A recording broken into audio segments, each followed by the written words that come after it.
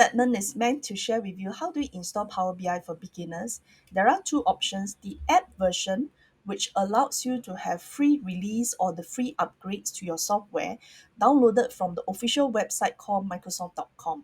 Or you can also go to the powerbi.microsoft.com to actually download the website version.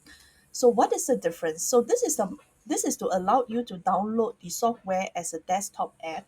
What you need to do is just go to download and look for one person. I particularly prefer one person rather than for up to six person.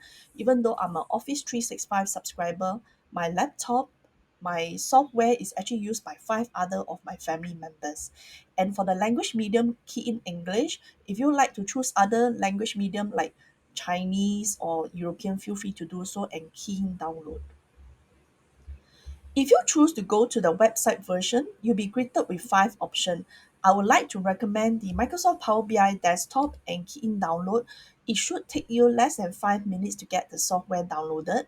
Next, you would be able to see this screen with the word called install rather than open, because I already have the software installed in my desktop, and that is why you would see the word open. For the rest of it, we will share with you as you actually progress on in the Power BI course. When you see this screen, you're almost there.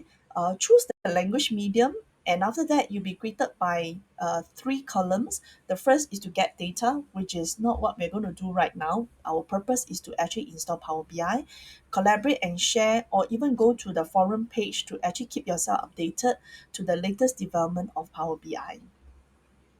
There are some system requirements. There are five of them, particularly your laptop need to be Windows 8.1, Microsoft Edge browser. Please note that it no longer support Internet Explorer. It doesn't take a lot of RAM space, about 2 GB is enough. Now, because it produces very nice, fanciful visualizations, we do actually request that you take a look at your display, at least 1440 times 900 or 1600 times 900. CPU is 1 gigahertz.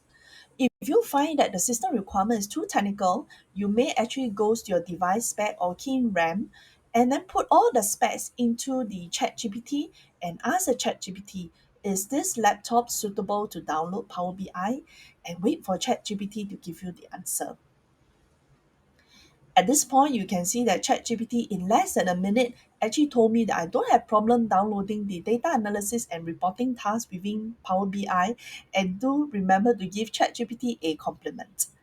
With that, if you face any challenge in downloading Power BI, you could also drop me a comment and I'll come to you shortly. So in the meantime, have a great day.